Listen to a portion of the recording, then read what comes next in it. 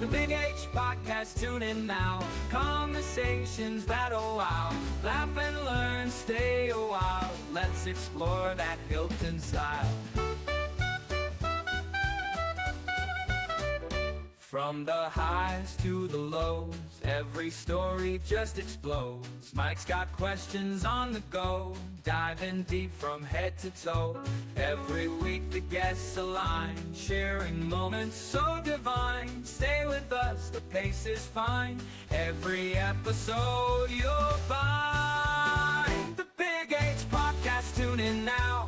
Conversations that'll wow. Laugh and learn, stay a while. Let's explore that Hilton style.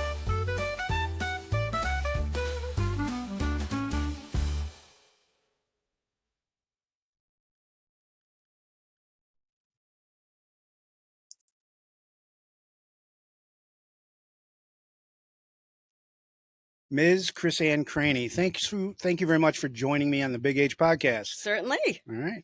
I'm across the hall from you for the last few years. Stuck with me. Yes, I am. And you've been teaching for a while, and this podcast is kind of get to let our viewers know a little bit about you. Tell me a little bit about how your day was today at work. Busy as usual, 90 million things happening, lots of kids coming, going, lots of new learning, excitement, unexpected things pop up, and you just roll with it and keep on trucking. Now, you mentioned that lots of things are going here and there, and you just got to roll with it. Is that pretty much the life of a teacher? Yes. Yep. It's a constant, never know what's going to happen, constant readjustments, and you're just always ready for the unexpected. What was something, give me an example of one of the unexpected that you had today. Wow. I'm going to have to think on that one. Instructionally, management-wise. I can't even think of like a specific thing right off the top of my head. How about, did you go outside today for free time? Yes. Yes. Any injuries out there on the playground? Luckily, there were no injuries this time. Kids are getting much better at playing foursquare together. So always doing an extra little checkup on them for that. No one got stuck on the rock wall. That's a biggie. Yeah, the other day, one of my students got herself into a position up on the playground, up high, and then kind of froze and got stuck. And I was trying to figure out the best way to get her down with being able to support her by talking to her up the top. And then luckily there was another teacher that came over and climbed up the wall. So we were able to get her down the other day. So you just never know what's going to happen, you know? Now, one of the things I've seen about you is you're a high energy teacher and you're very well organized and try to be because like you said, a lot of curveballs can be thrown at you. When did you realize that you wanted to be a teacher? Was it always there, or did you grow into it? It was always there. I grew up in a house where my mom was an elementary school teacher. Okay. So I knew what was involved and for some reason still went for it. Just kidding. It just has always been in me. It's never been a question that I was always like, I wonder what I'll be when I grow up. I always just knew. And did you always know it was going to be at the elementary level? Yes. Or Yeah. I always thought that I was going to be a kindergarten teacher, but I never was a kindergarten teacher. But I knew elementary was where like I felt like I connected most because I'm goofy and like I'm just pretty much not cool enough to be like a middle school or a high school teacher. There definitely is a difference. I know, like I can't pull that off. I'm not cool enough, so you know. But you're cool enough for a K through 6. There you go. And my drawing is good enough to impress an elementary student sometimes. What are some of the strengths you think you brought into the profession that you were just gifted with? Ooh, I don't know if I'm gifted. I think one of the most important things about being a teacher is being able to juggle about 50 million things at the same exact time. And my entire life, I've always had tons of things constantly going on. So I think just being used to that and being able to have your brain pop from thing to thing to thing to thing and keep track of all those is a really important quality to have. And that's something that I grew up with. I can't say I was born with it. It's like the environment that I was raised in just had that as an environment. Obviously, organization too, that you had mentioned is definitely a need for this because you have to keep track of not only schedules, but kids' personal needs, the papers, the curriculum, the standards, all of those things. So I grew up with that. You mentioned the phrase constantly going on things when you were growing up. Mm-hmm. What were some of those things that kept Miss Craney busy and were constantly in motion? Okay. Gosh, starting back early, I was a baton twirler. Okay. Mm-hmm. I didn't know that. You did or didn't? Did not. Oh, yes. I was a baton twirler. So always having practice every single day. You would have parades to march in, things like that. You'd have competitions where once you got to a certain level, you'd travel like out of the state and things like that as well. And you'd advance through like different levels. So here's one of my little secrets. I can actually twirl fire. Wow. Yeah. So that was one of the things that I had going on. I was active like through high school in 3 different sports, basketball, or from my area, I would have said it more like basketball because I was outside Albany. Now I learned how to say my vowels correctly. So basketball, soccer, and softball. And I was part of the band, percussionist. And I was also part of the chorus and then the specialized singing group as well. And that was just me. And I was the youngest of 4. And all my siblings had tons of things happening too. So if you weren't doing it yourself, you were at somebody's game or practice or things like that. And still got my homework done. You're a proof that you can do all those things and get your homework done. And sometimes stay sane. Yeah. You mentioned that you had other siblings and stuff. Yes. Tell me a little bit about them. I'm the youngest of 4. The oldest is actually a phys ed teacher in Rush Henrietta. My next sister, she used to work at an air conditioning place, all organization. She's focused on her 2 older children now. My brother is John. He was in all the sports. Everybody was in all the sports. We're all in band. We're all in chorus. He lives outside Albany, and he is in law enforcement. Yeah. Do you get to see each other very often? You know, it really varies. Sometimes it's like a whole bunch in a short time period, and sometimes you'll go like a month or 2. But you've got texting and phone calls and things like that. Like we've got upcoming graduations happening, so we're going to be getting together for my niece's graduation, and then 2 weeks later, I've got my nephew's graduation as well. So, what did your mom do, and what did your dad? Okay, your mom was an elementary teacher. Yep. What did Dad do? My dad passed away. So he was the director of the Department of Social Services for the county that I grew up in. And that county was? Rensselaer. And that's just outside of Albany. Yep. I'll say it correctly. Albany. What are some traits and some characteristics you either took from your parents or you learned from them growing up? Extremely strong work ethic. Both parents, like super strong work ethic. You don't do anything extra fun for yourself. Take a break until what you need to have done is done. So high level of accountability, responsibility. The idea of thinking of other people before yourself. That's a huge part with Department of Social Services and with my mom. So I do constantly find myself like, what more can I be doing? What else can I be doing? What does this person need? Like, what can I do to be helpful for them?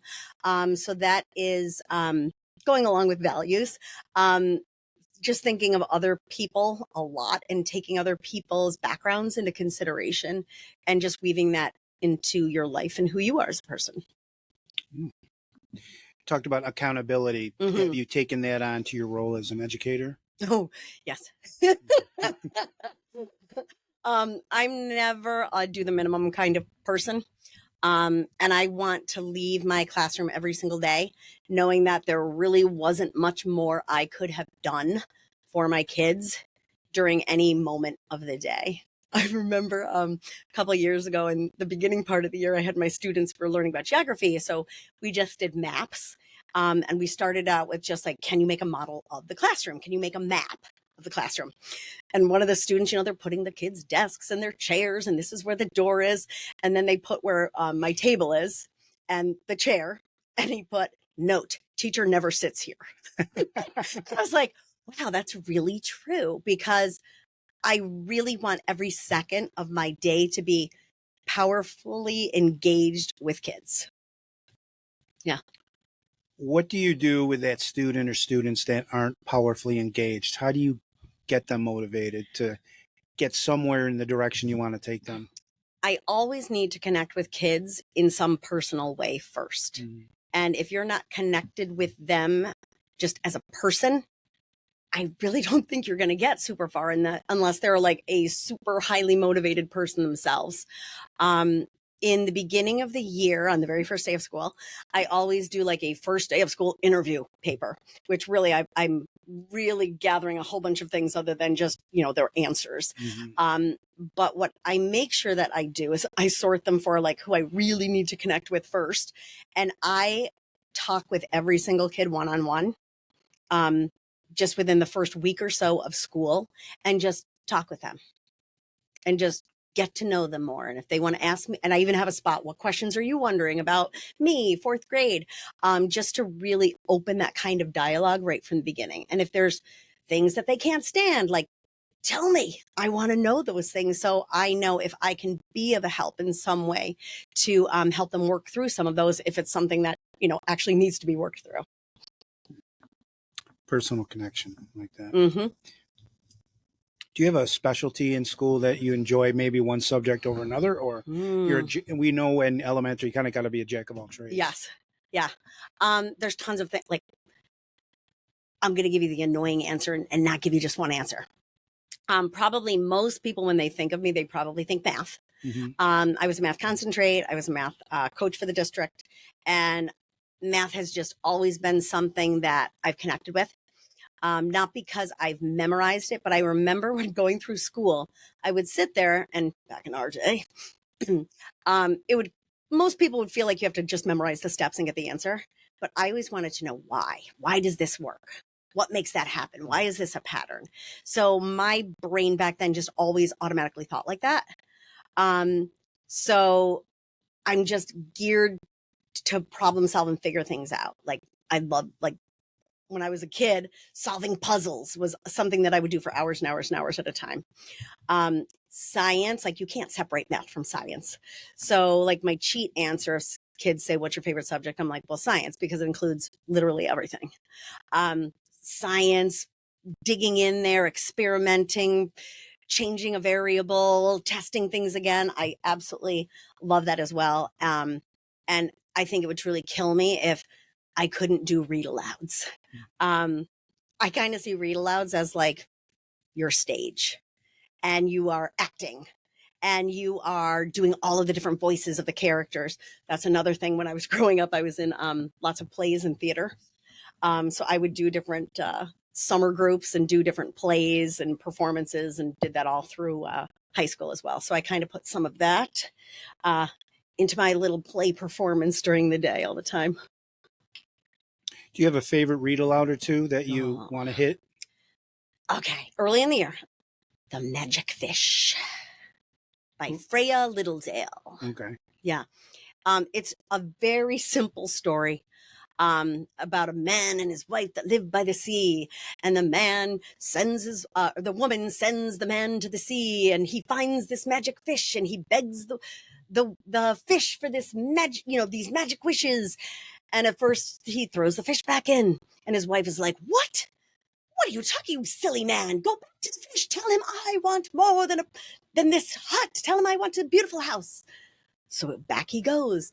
So the story goes on, and it builds and builds, where eventually she gets this beautiful castle, and she's the queen, and she's got gold and all of these things. And once again, she says, go back to the fish. And he goes back, and eventually the fish finally says, no.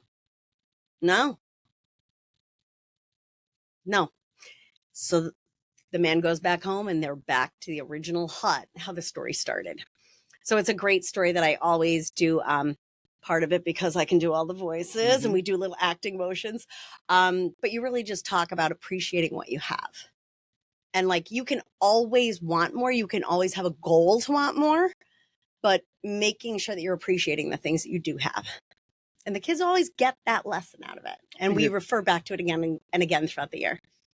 Yeah, it's great. Read aloud to Yeah. start the year with a great message theme. Mm-hmm. Is there any book especially that you wind down the year with that sends the kids along with, or is it changed from year to year? There's one that I like to do. I can't guarantee that I do it every year because it's a shorter chapter book, but it's called Mick Hart Was Here. Barbara Parks, I believe, is the author. And that book is my, like, I want you to think for the future, because this is a book that shocks you from the very first page of the book. It is a book told not from Mick Hart, because you find out in the very first page from his sister. I want you to know this isn't one of those books where you're going to really like the main character and you're going to think they're great and you connect to them and you are like, oh, this person's really great, and then something bad happens to them at the end. This isn't going to be one of those stories. I'm just going to let you know right now, Mick is dead. And you're like, whoa. So it's like the shock value. But it really gets into the story of Mick is how he did not wear his helmet when he was on his bike and he got into a bike accident. So, and it's not for me just about like, wear your bike helmet. It's just thinking about like making good choices. Even if you don't understand why, ask the reason. Why is this some rule or even law? Instead of just saying, oh, I don't want to do that. Like just really thinking things through and making good choices for yourself. So read aloud. So now you also said puzzles. Do you mean like piece puzzles, or do you mean like, the jumbo puzzles? What do you mean? I'm into all of it. Yeah. As a kid, I was always doing like the 1,000-piece jigsaw puzzles on the floor of my bedroom, and I'd stay up so late and like my eyes would start getting puffy. So as a kid, I would always constantly be doing those.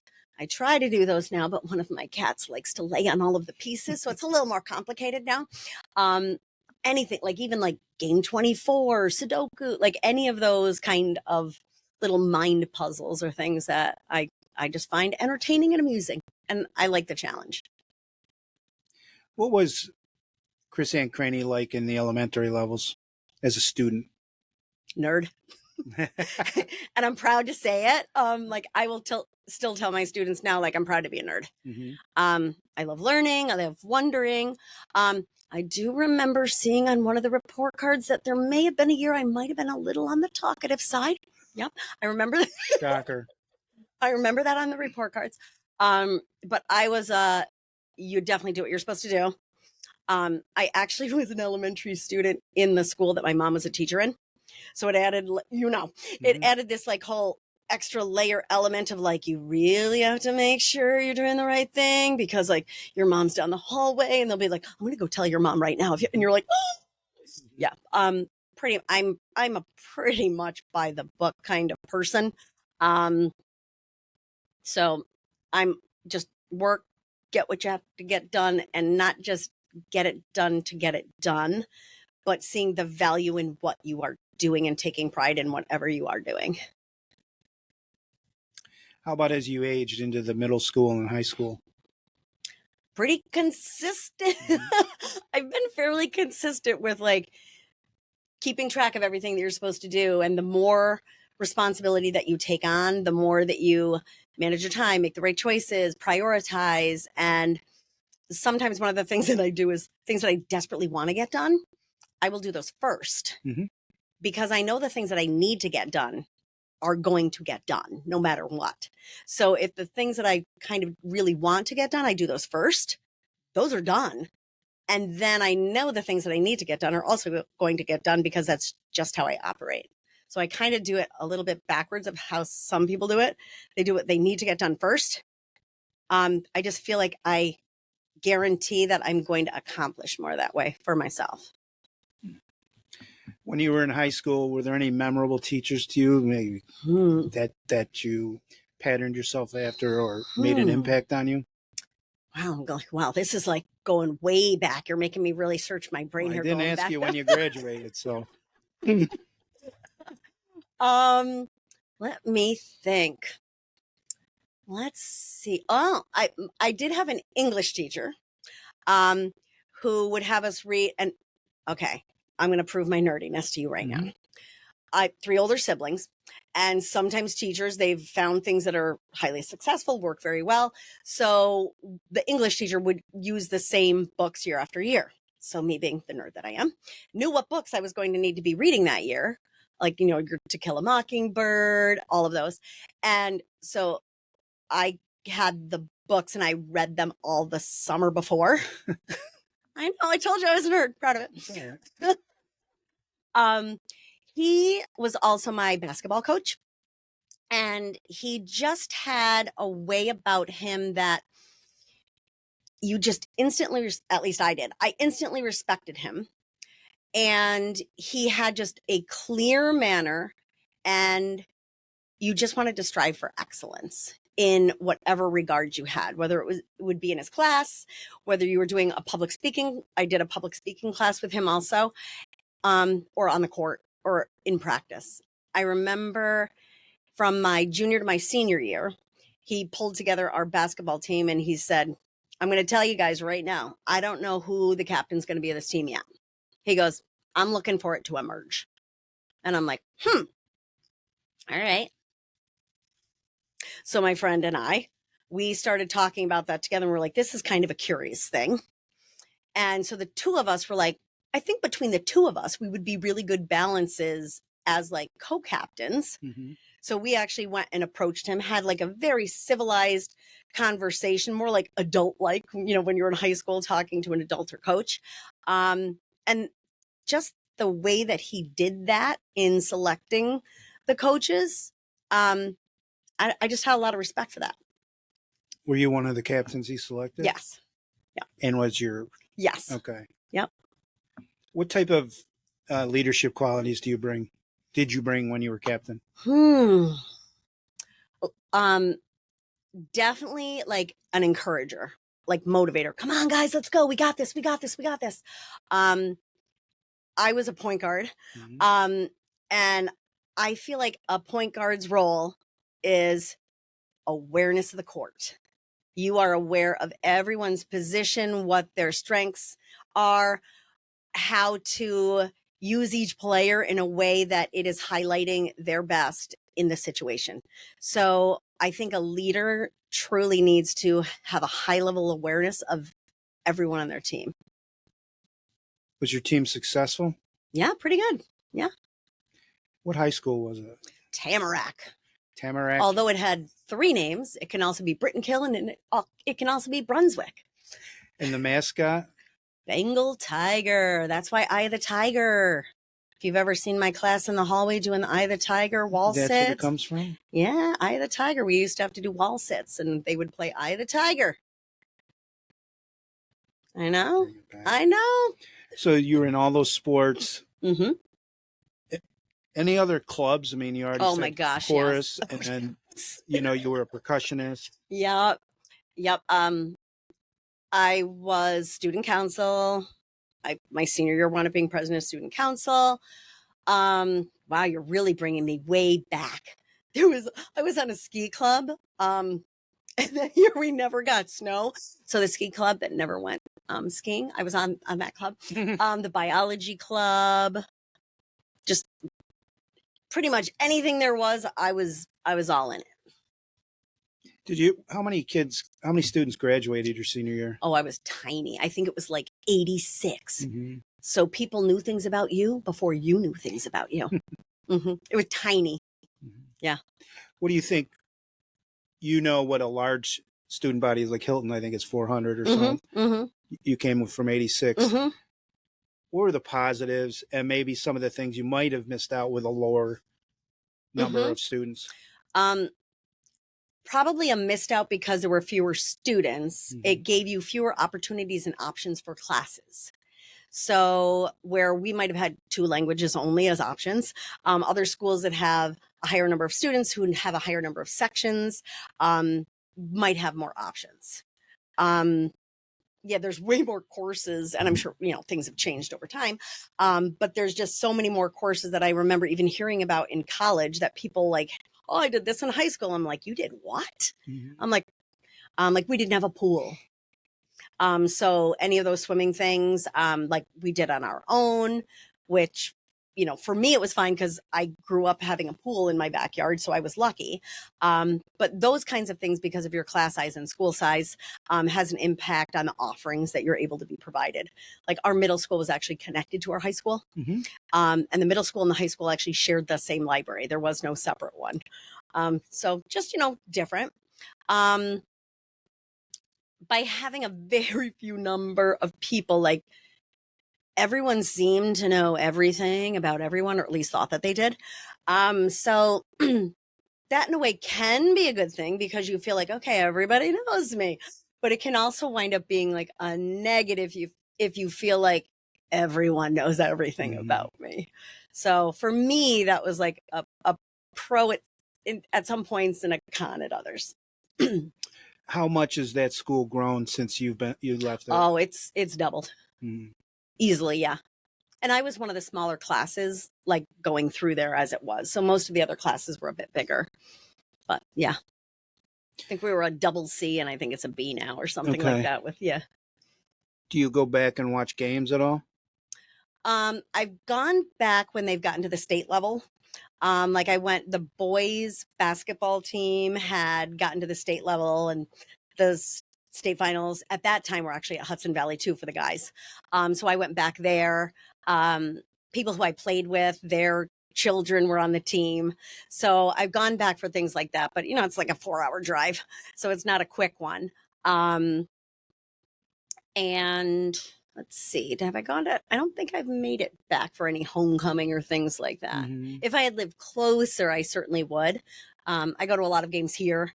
I go to a lot of the SUNY Brockport basketball games. My friend's son plays on the team. So she'll actually drive out to some of the games and we'll sit together, kind of like freaky old times because she played like a center forward position at the time that I was playing point. So it's kind of neat being in the stands, sitting next to each other, and we talk about what our coach would have said about that play. So it's a little, walk down memory lane. I was thinking the same thing. I don't want to assume, but was basketball your favorite sport, or did you just? Yeah. Okay. Yeah, it was basketball. Yeah. Yep. Where'd you play on the softball diamond? I ended my career as first base. Yeah. And then I was backup pitcher. I was backup to the backup, but they never actually taught me how to pitch because we had the top pitcher for the whole area was on my team, but I think she got like injured one of the games. So then they put the backup person in and she just was really, really frustrated. So they were like, Krisann, go in. And I'm like, I don't even know like the rules of pitching. So the ump came out at one point. They're like, no, you have to have 2 feet here to start. And I was like, oh, okay. So I had like played around with it just, during practice doing like windmill and things like that. So I did throw some pitches in my varsity game as the backup to the backup. It rarely happened. Thank goodness for all. So when it came time to pick a college, where did you end up going? To Oswego. Oswego? Yep. How far away was that from your Albany area? I think it was driving the speed limit. Probably like, I don't know, maybe 3.5 hours, something like that. Did you have 2 or 3, 4 or 5 colleges you were thinking about, or you pretty much knew Oswego was good for? I wanted to just apply to Oswego, but my mother, being thorough, which I take after, she's like, no, you have to at least, pick another one. So I don't know. I picked something with a C or something. I was like, fine, I'll do what you tell me to. But Oswego used to be a teacher school. And it's actually the college that my mom went to. So I grew up with my mom's college yearbooks on the bookshelf. And I remember just pulling them off the shelves every so often and just kind of looking through them. And I think it just almost got ingrained in me that I was just like, that's it. How big was Oswego at that time that you attended? Oof. I honestly would not be able to tell you numbers. I know they've definitely expanded because they added additional residence halls and things like that on campus. I have no idea of the number. What was the culture like? Because haven't I heard Oswego's really cold? Snow and wind. Yeah, it's true. The way that it hits with the wind coming from Buffalo off of Lake Erie and then going to Lake Ontario, the lake effect it's huge. And there's always the stories of the ropes to get people to classes. There weren't any ropes when I went there. It was a doozy, I'll tell you that. Yeah. Were you involved in a lot of college clubs there too, or no? Yep, part of the chorus. Let's see, back then. Wow, you are really pushing my brain to think way back. You're doing a good job. I was an RA, a residence assistant. So that kept me extremely busy. I was responsible for creating programs. And then you had to do all these community builders, part of the, what did they call, hall council building government thing that I would be a part of. I wound up staying at Oswego actually for my graduate work. And I wound up being an assistant hall director at Oswego also. So then I was responsible for making sure the programs were happening by the RAs. And then I oversaw the desk attendants and the recycling technicians. I was also an RA in college at Geneseo. Talk a little bit about your responsibilities in RA and then eventually your assistant. Yeah, the building that I wound up being an RA in was very different than the building that I started out in. I was in a predominantly first year student that was 10 stories high. It was enormous. Ironically enough, that's where I wound up being the assistant hall director for the 2 years. But when I was an RA, I was on what's called Lakeside, and those buildings are much smaller. It's people would always refer to it as like country and city. And it was nothing, there wasn't a good or a bad. It was, things were just different. Much smaller buildings. So much more of the like everyone's in everybody's business. Sounds like my high school, right? And the odd thing for me about being an RA was each hall had 2 RAs. Well, I was in the basement, which had windows that opened to the back. But since it only had one wing, I didn't have like a co-RA. So like I was the solo RA. So that was the thing that was a little bit odd. But you had students who were first year students. You had students who had been in that same exact room for 3 years, and this was their 4th year. And who are you coming in here? But, people can feel however they want to feel. I just wanted to make sure that everyone would feel welcome, safe, secure. I would bake a cake for every single person's birthday on my floor. We would all gather together and I'm like, okay, it's birthday time, guys. So we would all come together if people wanted, and just sing happy birthday to each person, because I felt like for a lot of people, that was probably their first year that they didn't get their own cake. So I would make sure that I baked a cake, and we just joined together and sang. And of course, everyone hoped that the person would share the cake, which is probably a motivator for them coming to sing. About how many people were you overseeing? Mine was only half the hallway. So I think there were only 20 something. Yeah, because I had the smaller portion. And I had the recycling techs down there. So those weren't rooms that people were living in either. So when you say recycling techs, tell me a little bit about that. In my first year at Oswego, I actually started talking about starting a recycling program, and it wasn't a thing then. But I think the hall director may have approached me on it, just wondering hey, is there anything that we can do that's a little bit more environmental? Because we are throwing out so much stuff. It's crazy. And we worked together to just, and I think our building was the first one to even attempt it. We just had different bins. And if people wanted to, they could go down there, and just sort out paper, plastic, basic things. And it wound up expanding, I know, to the district, where you then wound up having recycling technicians, where there would be certain hours where the room would be open, where people would go and recycle all of their things, and they would be there to assist to make sure that things were being sorted correctly and nasty, dirty food grossness wasn't getting mixed in and contaminating things. So I would, as the assistant hall director, I would wind up training and making sure that the recycling techs knew exactly how to do that. And another cool part of it was if people were going to have returnable bottles. Okay, this part's kind of gross. I would return them, put them all in my car. Now, let's be real. They were not beautifully cleaned Of out. course not. I would bring the bags of filthy, smelly, disgusting, sometimes really old bottles that people had in their rooms for months, put them in my car, bring them to, like, have them returned. And then the money from that I would use to, like, buy, back in the day, like, movies, VHS tapes, and different games and things like that, that people could then just, like, check out from the front desk. So it was, you know, beneficial in more than one way. Yes, it was. Yeah. Were you always environmentally conscious? To some level, yes. I mean, obviously you learn about different things impacting the environment as you get older. As a kid, I remember we had the pool in the backyard, and you'd have the cover in the winter. And I remember you'd have like the little pollywogs swimming around on the pool cover. And my dad was a big part of this. Like, we would always work to save as many as we could. And we had a pond like at the edge of our property. So we would like scoop them up, put them in the big 5-gallon bucket, and then we would like bring them over to the pond. So I see that just as like a little element that just gets you thinking beyond yourself, thinking of not just other people, but other things on the planet. Living things. Yeah. Did it feel good that you ended up really being a pioneer of the recycling program at Oswego? Yeah. Yeah. There was actually one other thing that I didn't start it, but I shifted it. And I think they still do it. I'm pretty sure they do. I checked a couple of years ago.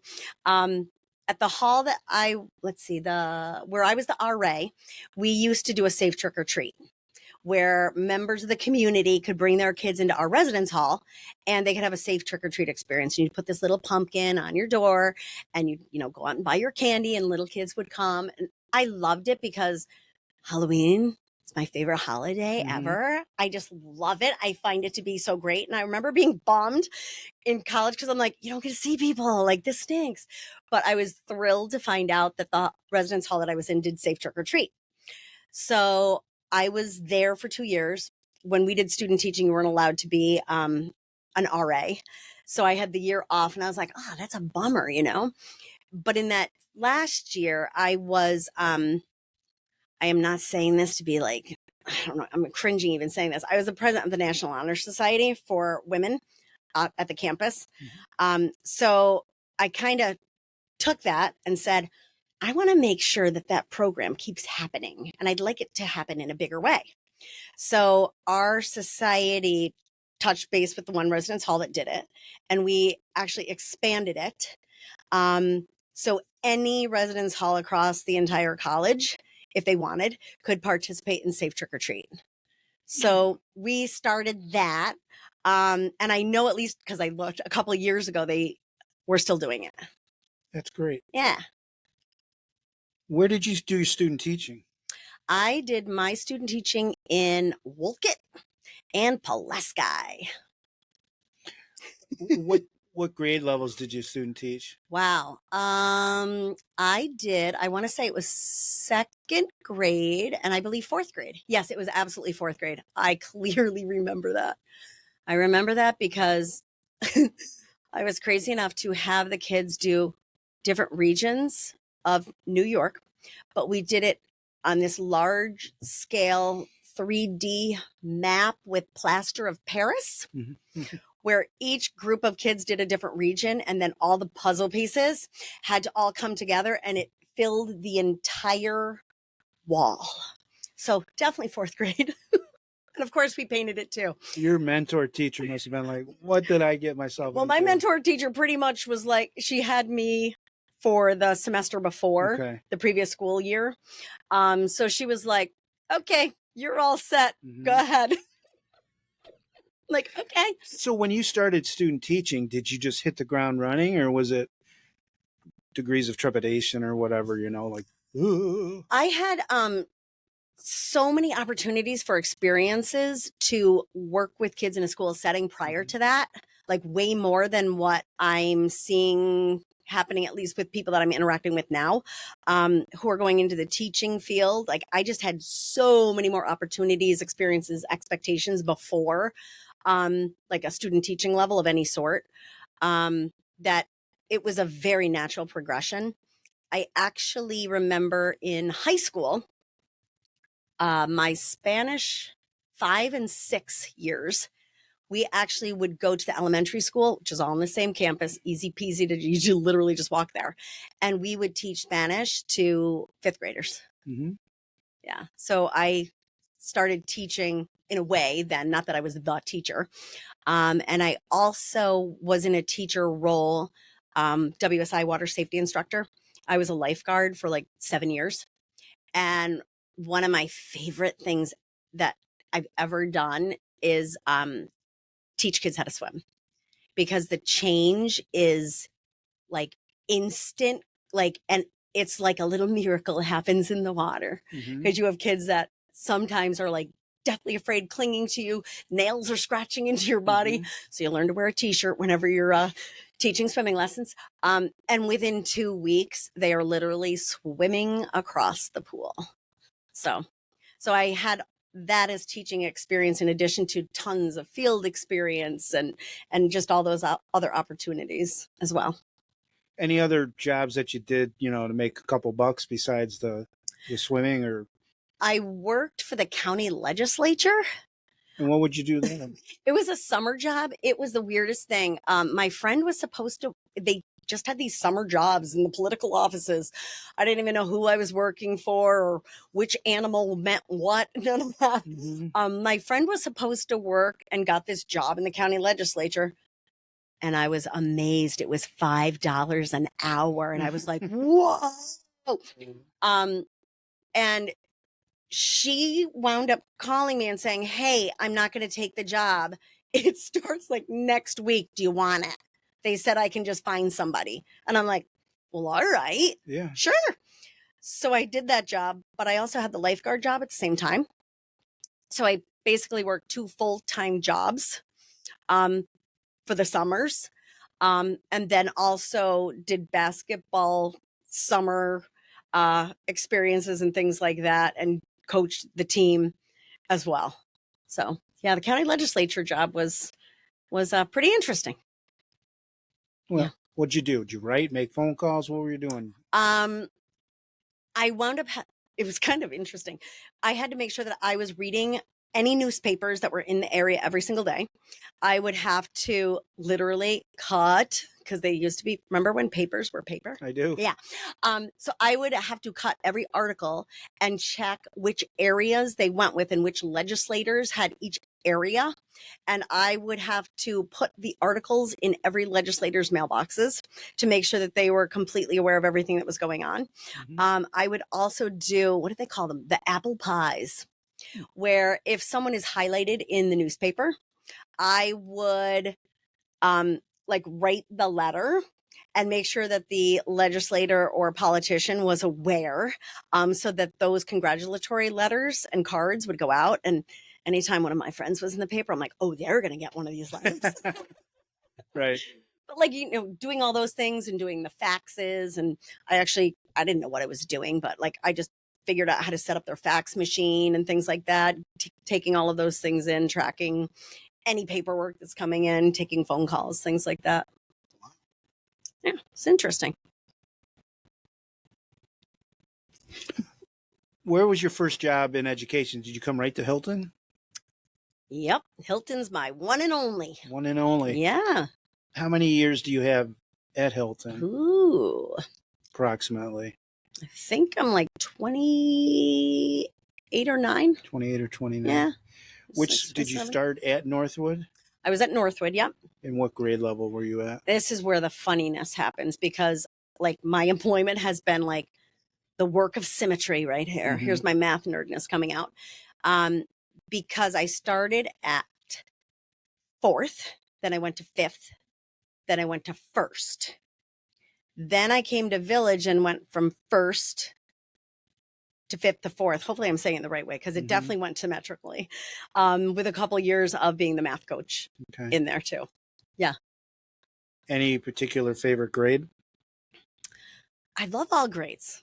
This is my don't take this in a completely sick and twisted way, but I always say, like, I would date any of the grades. I would marry 1st grade. Okay. What's about 1st grade that you would it's Mary. there's a magic that Mhm. happens. Like the excitement that is there. Although I have to say this year's class, like that same excitement is Mhm. right there every single day, which I love. They're just excited about everything. And they're rip roaring ready to go. And you don't usually get the like, I don't want to do that. I'm worried I'm going to look like a jerk. Like, I don't want to do that. I'm going to look Mhm. like an idiot. People are going to think like, you just do it. Go ahead and hop like a bunny. Let's Mhm. do it. So many things are new and exciting. And I find that to be exciting as well. And seeing the growth that kids make going from the beginning of first grade to the end, like you have kids that aren't sure of all of their, even what the letters are. And then they're reading like beginning chapter books by the end of the year. And you're just like, wow, it's so easy to see the growth because it's just so extreme and goes through so many stages and levels. That is one of the thrills of education. Yeah. I have to Yep. agree It's with that you. big light bulb moment. And yeah. How has education changed over the years in your eyes? I feel like we're doing a lot more assessments. And I might be saying that just because we're in a high assessment time right now. I feel like there's a lot of assessments. Now, like you're always assessing your kids, formally, informally. I just feel like the assessments now are bigger. Mhm. And there's more of them. And it seems like we just have a whole bunch right around the same time. Mhm. So there's part of me that's like, I want to keep teaching. So if we just keep assessing, then how can I use what I learned from the assessments in my teaching if I have to give another assessment? Right. And obviously there's value in assessment. I just feel like that is something that's more. Technology is obviously highly different from the beginning of my career to now. Kids didn't have access to any of these things. I remember I was part of the pilot program for the iPad program that started in 5th grade. And that was like, whoa. Mhm. And we would go to conferences and people would, you'd have to share like, oh, what are your students doing on these? We would talk about all the different things they're doing. And they're like, do your students keep them at school, at home? And we're like, oh, no, they bring them home each day. And they were like, oh, wow. Um, uh, so what if kids forget them? Do they drive home and get them? We're like, no, the kids don't drive home to get their iPads. They're like, why not? And I go, well, because they can't. They're in 5th grade. And they were like, what? So like that I remember was like mind blowing for many people at some of the conferences that Hilton actually did start exploring with iPads and things like that at a pretty young grade, probably on the earlier trend there. But and with technology, there's pros and cons.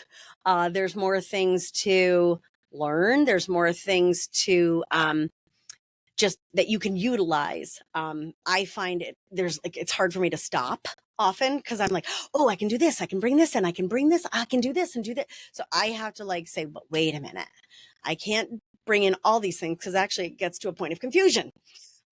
So for me, it's hard where I have to just stop myself and say, like, what is the most efficient, effective, clear ways that kids can make connections? So for me, that's a bit of a challenge. Obviously, we're also monitoring a lot more as well, like what are students doing, having that whole safety aspect, and monitoring respect for each other through technology is definitely a thing that we didn't have to do before. And as an educator, you went through education, through remote education, through the pandemic. Oh yeah. Explain to me a little bit about your experiences when it first hit and then as it came along after that. That was just crazy, wasn't it? Yeah, that was absolutely crazy.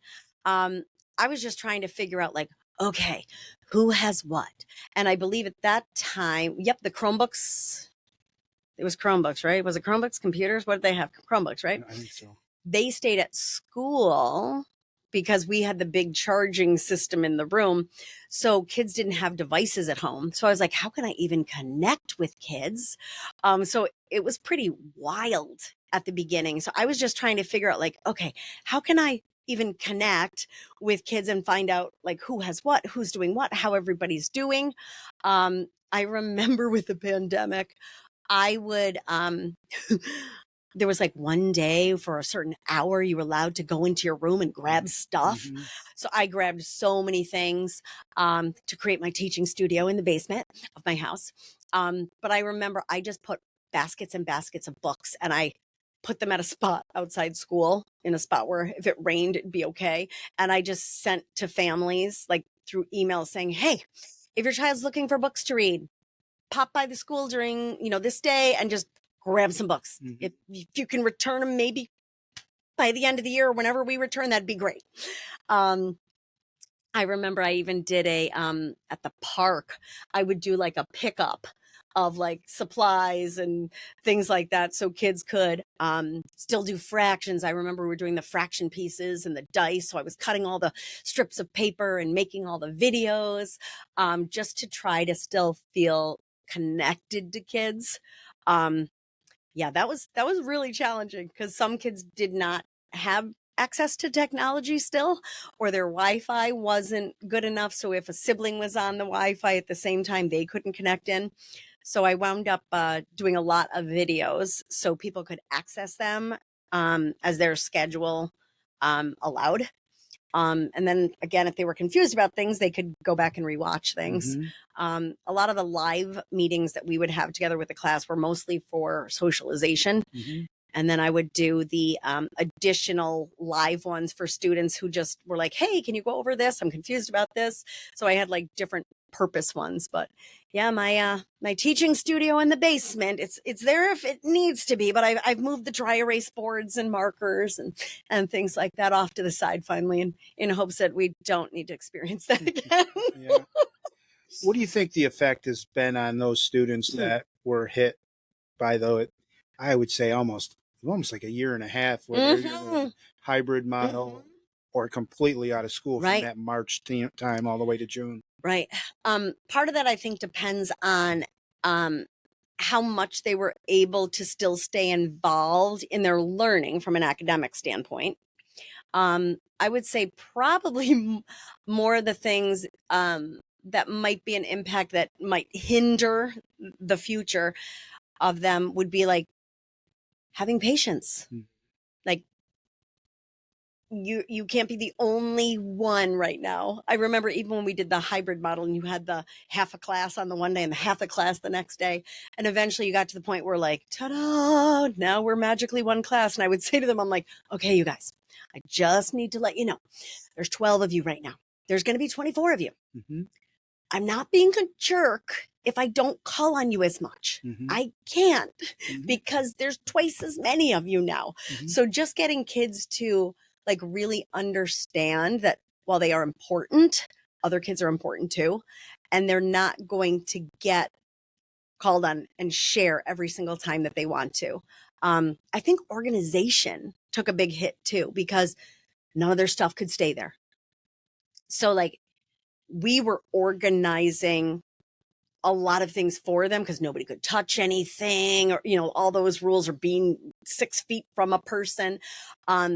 So I think some of the executive functioning skills took a bit of a hit because you couldn't have the supplies that they needed to learn how to organize and manipulate.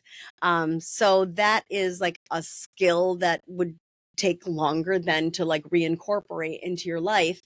And then when you're 2 years older, you're expected to organize even more at that point. And somehow magically you have to make the jump, which is an unreasonable expectation. So socialization, organization, awareness of others. Yeah. And I wrestle with this a lot. Can we catch up for that lost time? Hmm. And if so, how long is it going to take?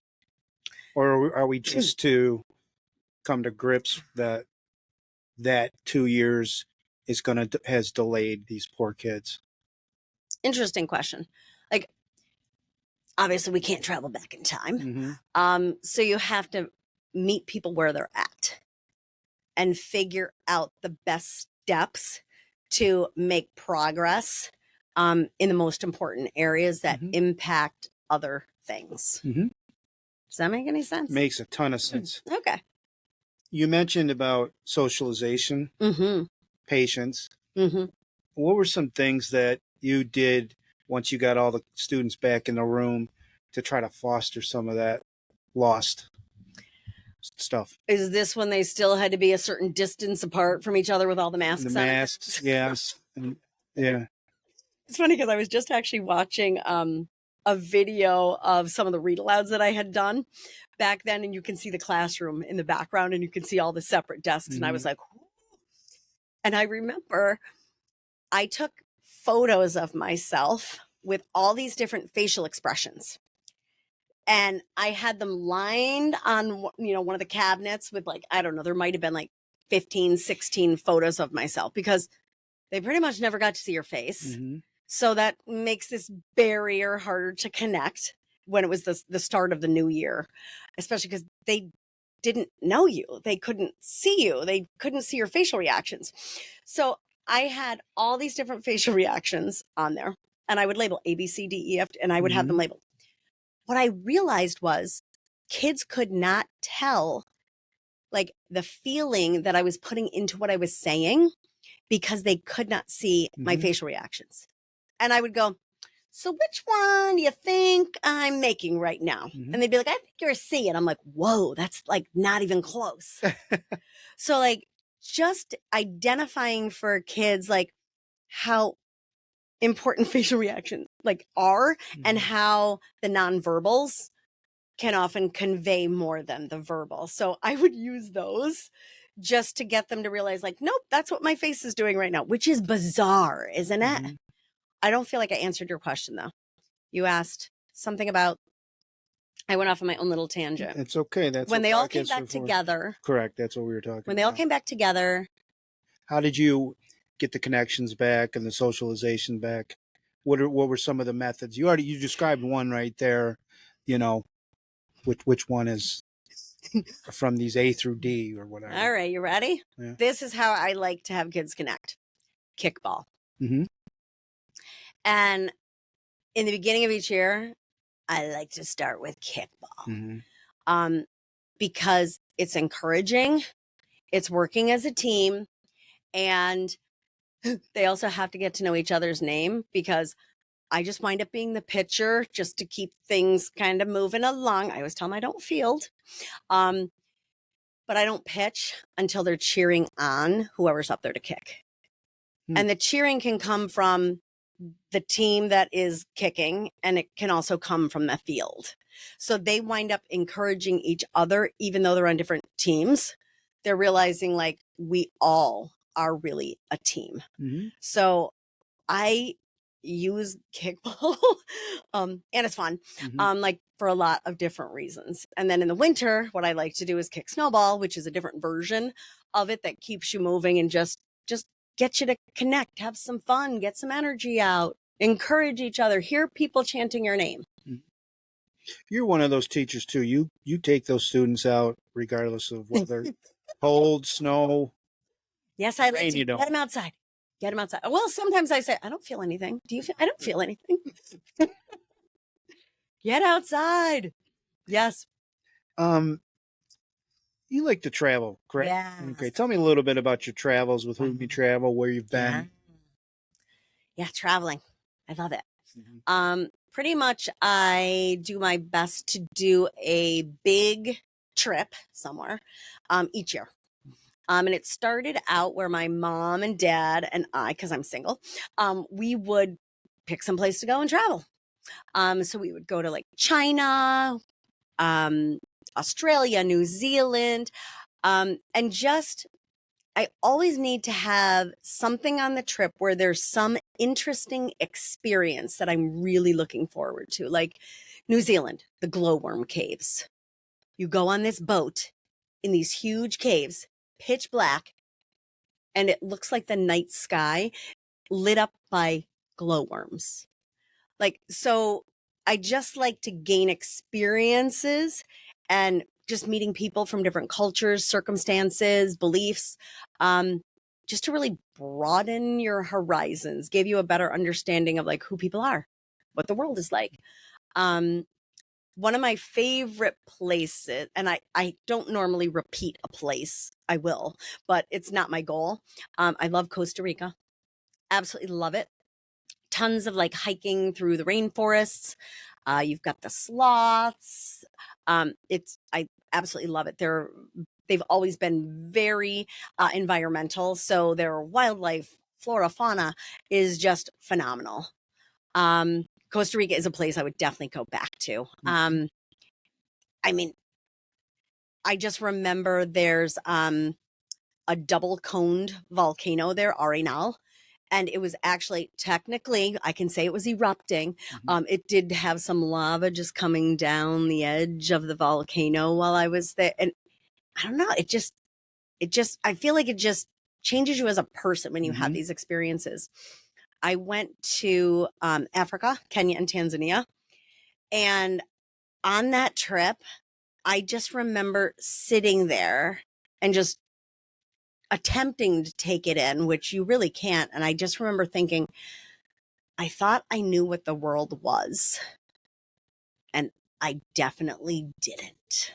It's just amazing what the planet has to offer if you're able to prioritize, take advantage of, work for, have the privilege of being able to get to different places. It's truly amazing. Do you have plans for this summer? Not yet. I keep looking. I am always like looking online, trying to find different places to go to and things like that. Sometimes I might have a trip booked and like it might get canceled because there are travel advisories and things like that. So I haven't booked it yet, but I am actively looking. Do you have any suggestions for me? I got a couple questions that I'm going to get to. Have you ever been fearful on any of your travels? Ooh. Because you talked about travel advisories, so in advance, but Okay, my mind automatically, of course, went to animals.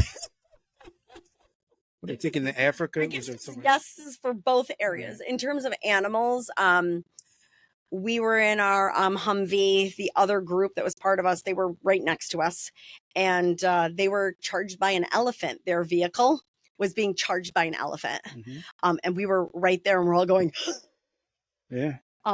And the driver honked the horn, threw it in reverse, and the elephant just like went stopped, and all the dust kicked up all over. Yeah, that was pretty wild. You literally are feet from lion.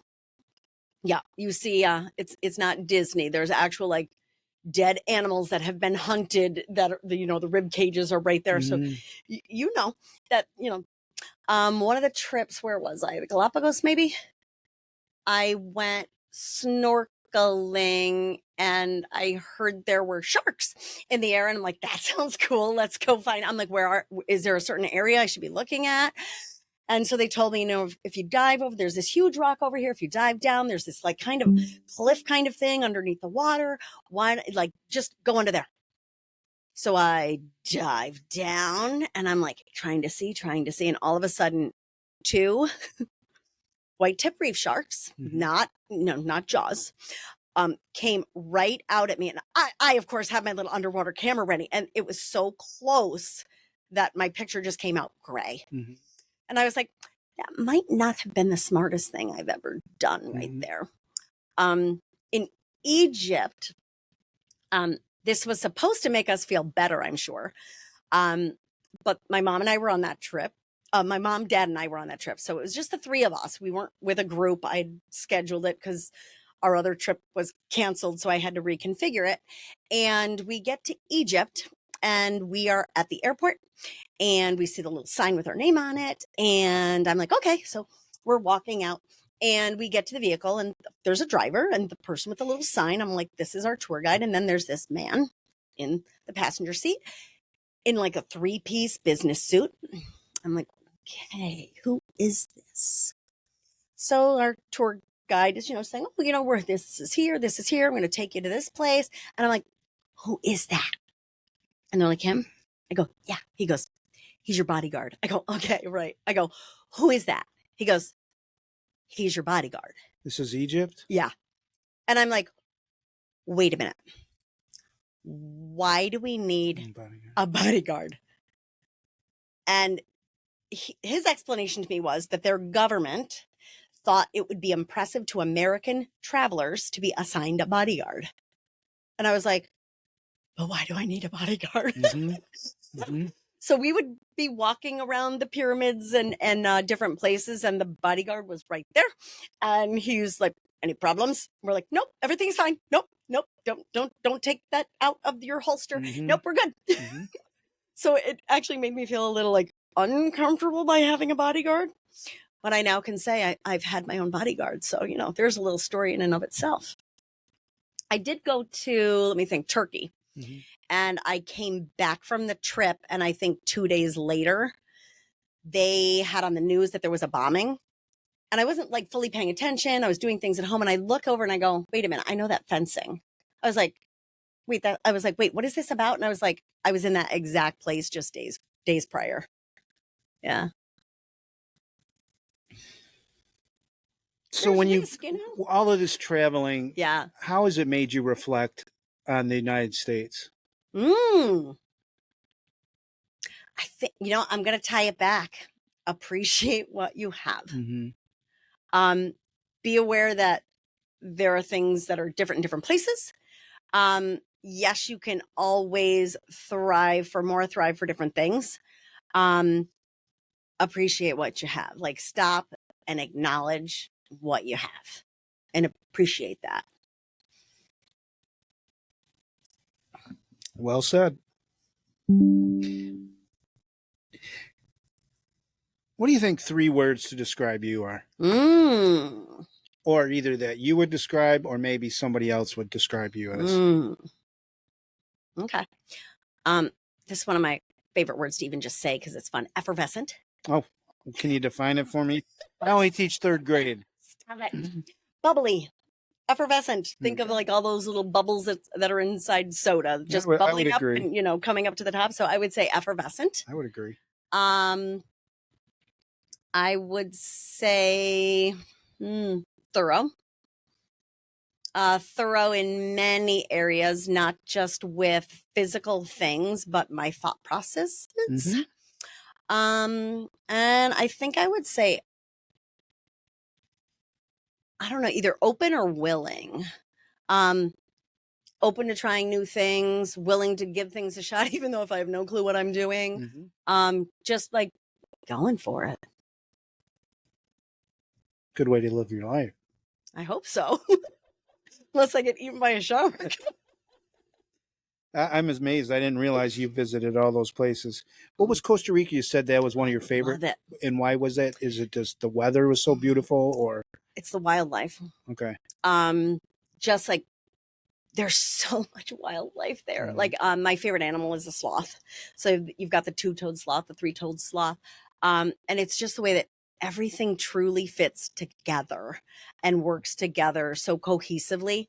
They even have, I don't know the scientific name. I know I have it written in one of my books, but they call it the give and take tree. Okay. Where there's like different thorns going all along the main trunk of this. And if you get poked with that, you're going to be extremely sick. Yet the cure for it is the leaves at the top of the same exact tree. Mm-hmm. So it's just like, there's like the entire like symbiotic relationships that just exist. And it's just so layered within itself and connected that you just walk through the rainforest. And while you're making sure you don't step on the ants and have the venom viper get you, like you just are, it's a calmness and wonder. Yeah. It's a feeling. It's an aura. If you could take all the people that you care the most about, would that be your retirement place? And if not, where would your retirement place be if you had to settle down in just one spot? Ooh. Costa Rica's way up there. Mm-hmm. But I don't think I could answer that because I haven't been to enough places still. Oh, and it's a devilish answer. I like that. All right. So what advice would you give a high school senior if they were wanting to pursue education and teaching? Make sure you are extremely passionate about teaching and kids. Mm-hmm. If your heart is not a full 100%, knowing that this is exactly what you want to do, I'd have caution. because being a teacher, at least I think, is pretty important. Mhm. I love working with kids. Are there sometimes frustrating times? Of course there is. And there's tons of things that you can't control, but I love teaching. And if you don't have that strong desire, love, compassion, willpower, style of work, drive within you, it's going to be tough. So just making sure that this truly is what you want to do, because these are kids that, I'm going to sound like a cheese ball, but this is what I believe. Like, they are our future. Mhm. So if you're not willing to put your full self into them, don't do it. Yeah, Or at I least can't learn disagree. more. At But least learn can more. I ask you follow up is what do you do, because you're going to be tested on compassion and passion and all that. Mhm. What do you do when you're challenged during those times? Can you give me what do you mean by that? What do I mean by that? Okay, You're okay. passionate, you're Yes. you're empathetic, you're Mhm. all of those things. You got to truly love kids. There are just some students that I got are really going to you. Mhm. push your buttons, Mhm. are really going to test Mhm. all the grit that Krisann Craney has. How do you respond in those? Yeah. Um, I have to keep going at a different angle. Okay. Um, to just connect. Because if you are giving it back to me, giving it back to me, giving it back to me, it's throwing everything off with other kids learning, other kids' sense of feeling important, respected. If it's impacting them too, like, I need to get to at a different angle. Sure, I'm going to throw a football with you if you want me to. You can even teach me how to throw the Mhm. football. But I have to connect with you in a different way. And not a big out loud in front of the whole class thing. It's going to be a quieter off to the side thing saying, hey, what's the deal here? Mhm. And I really do find that kids will tell you. Mhm. If they say, what's going on here? I don't know. Yes, you do. If you don't want to tell me, it's fine. But like, I truly want to make things better, because I don't know about you. I go, it doesn't look like you're having much fun here. Mhm. I'm like, so what's it going to take? Like, what do you need here? What's Different going on? angles. Always just going another angle, another angle. Where do you see yourself in 5 years? Did I hit the lottery or no?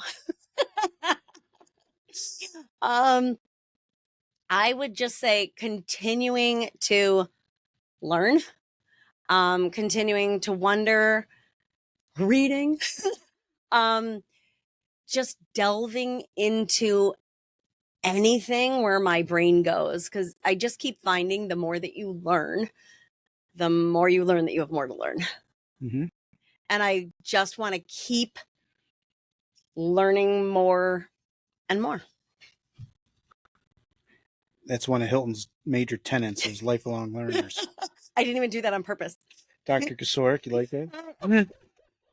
Where do you see education in 10 years if you could be a prognosticator? Where do I see it, or where do I want it? I think you can answer both of those. Where do you think it should go? What do you I think we need to keep people connected and thinking about other people, and how you always have the greater good in mind, where it just might not be your turn now, but there's a better purpose of you not having your turn right now. And just thinking of how we can relate to each other, kind of like being the point guard on the basketball court. You got to know whose strengths, who's comfortable with who's having this kind of day, and just having that awareness of others and being okay with it not always being you. I think that's just what life is. I feel like technology can bring you closer. Technology can keep you separate? I apart think. and cause confusion. So I would hope that with increased technology, that we just keep the awareness that it's hard to deliver tone. You're not connecting connecting with people, even if you're in a chat and you're saying, hey, sup, what's up? No, hey, sup. That's not the connecting as if you're like talking to somebody, making eye contact with them, breathing the same air that they are. So definitely there's positives that can happen with technology. We're definitely going to continue going in that trend, taking advantages of things that technology has to offer, but just having that caution that there's pros and cons. What's on your bucket list? Mm. I mean, you've traveled a lot. I would assume travel is up there. Yes. I would love to go to Madagascar. Why did that word just come into my head? I don't know. I'm zooming it. Maybe to I have a sixth sense. A sixth sense. A sick one. Even. Madagascar, was that where Mufasa's that movie from? Isn't there a movie? There is some. There is okay, some. Madagascar. Where is that? I think it is. But where is it? Coast, Africa, right? Okay. With the right. east. Hopefully, I'm right. If I'm not, that's really embarrassing. Well, obviously, it'll be on my bucket list to at least find out. And that again relates to wildlife, lemurs, things like that. I really want to do Uganda and do gorilla trekking. That was actually one of the trips that I had almost booked. And they were like, no, we have travel advisories. We are not sending people to Uganda at this time. Those are definitely my top two right now. Bucket list. I have a hard time just like sitting and not doing something. I actually realized this when I was getting my master's degree. I couldn't just like even just sit and watch a television show. Mm-hmm. I had to be doing that and knitting something or and doing that. So just learning how to relax, I think, needs to be on my bucket list. Did you ever think about writing and doing any of that? Or is that too close to sitting still? Well, I guess it would just have to be for myself because I never think like, why would anyone want to read what I wrote? Kind of like this. Mm-hmm. Why would anyone want to watch this? I'm getting a lot of it. So if it was for myself, I could do that. But I don't know. In the back of my head, I'm always like, who would want to read this? Well, before we get to some final thoughts, just some favorites. I always like to hear people. All right. Rapid fire. Or okay. What's your favorite food or foods? Chocolate. Anything chocolate? Yeah. What's your favorite candy bar then if you're doing chocolate? I have a lot of allergies, so I'm really limited. Okay. So it's a plain dark chocolate, probably. Okay. All right. No, I have one. Trader Joe's sunflower cups. Really? Yes. They're fake peanut butter cups. I never heard of them, by the way. Trader Joe's, make it happen. Yeah, I don't really remember what peanut butter cups taste like, but it's dark chocolate. It doesn't have dairy. And it's like a peanut buttery substance made from sunflower. Yeah, sunflower cups, Trader Joe's. See, I got one. Okay, sorry, that wasn't rapid, though. That sounds awful. Doesn't have to be rapid. Do you have a favorite movie of all time? Oh, gosh. Or if you want to separate by genre, Okay. For it to be a favorite movie, it has to move me in some way. So, Boy in the Striped Pajamas. Ooh. That is emotion. Oh, you're going to have to watch it. But, like, it's heavy. Okay. Like, is it a chick flick? No. Okay. No, history. History. Yeah. Around what? Boy in the Striped Pajamas with concentration camps. Oh, that would be heavy. Yeah. Based on a true story, then, if it's history, is it historical?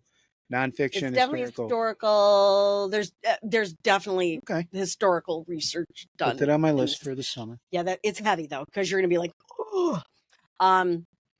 Goofy, hysterical, silly comedy. Now the title sounds awful, so I'm almost cringing to say it, but it's nothing like this. Naked Gun.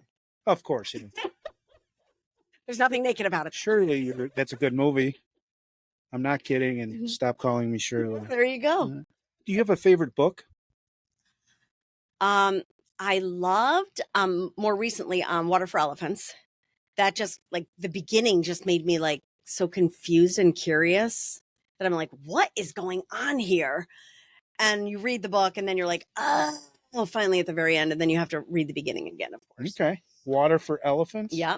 And then my favorite children's book, like non-picture book, Bridge to Terabithia. Reading that just like ripped me apart. I remember sobbing reading that one.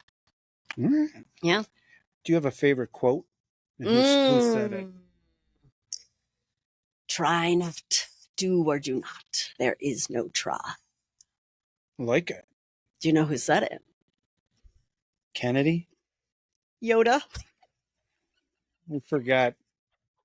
She said she was a nerd. Yeah. And There's Star the Wars is right.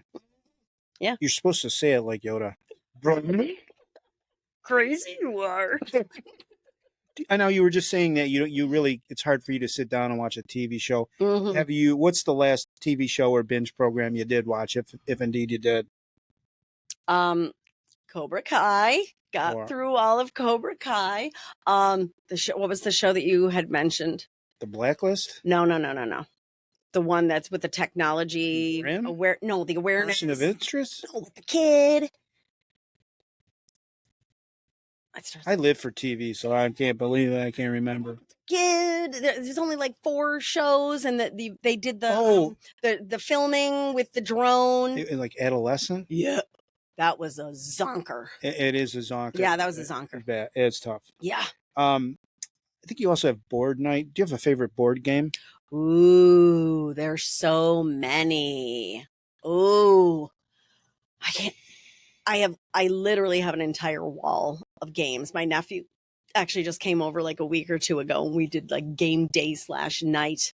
I don't know. There was this new one that he brought over that was hysterical. It's something to do with cheese. It has many layers to it where you have to keep track of all these different things at the same time. It's a name of a cheese. I can't remember what the name of the game is, but I took a picture of it. Some kind of cheese. Okay. Not Parcheesi? No, not Parcheesi. No. Who Stole My Cheese? Isn't that a book or whatever? Yeah, it is. That is. That is. Now, you said in your retirement days you want to learn how to relax. Yeah. What's your relaxation activity now? There isn't one? Sleep when I get to it. I don't even have time to eat food. I should be skinnier. Yeah, one of my final questions, and then I'm going to let you have any final thoughts. A person from history that you'd like to have dinner with? This is going to be an awful answer to your question. I don't think it would be a famous person. I think I would rather like a person. Right. It would be like my uncle or my dad. Yes, that's fine. Yeah. Yeah. Just to have more time. I've had other guests say the same thing. Family members that have passed on. Yeah. Maybe too young, so you want to have that extra time with them. What do you think your conversation would be with your dad? If you could tell him something that maybe you couldn't. See, the thing is, like, I don't even know, like, if there's some pertinent thing. It's just, like, the time. He knew how you felt about him, right? Yeah. Final thoughts. I have to think? Well, I mean, my final thought from talking with you is I think what I like that you said, through text and technology, you can't deliver tone. Yeah. And part of my doing these podcasts is I learn about people, and sitting across from them, you get a feeling for them and you get that tone. You've been teaching across the hall from me for 4 or 5 years, and we have that interaction in the hallway, and it's fun and welcoming the students, and you hug kids, high five. I'm just glad you joined me for this podcast. I hope I didn't bore you to death. No, you didn't. Even got this far and watching. No, and I just really thank you for being my guest on the Big H podcast. I've appreciated your support of the Hilton Girls Basketball program over the years. And thank you for being my guest. Thank you for having me. See you tomorrow in the hallway. You know it. Can't get rid of me. High energy, Krisann. This has been Crankin with Crazy with Craney on the Big H podcast. See you real soon. The Big H podcast, tune in now. Conversations that'll wow. Laugh and learn, stay a while. Let's explore that Hilton style. From the highs to the lows, every story just explodes. Mike's got questions on the go, diving deep from head to toe. Every week the guests align, sharing moments so divine. Stay with us, the pace is fine. Every episode you'll find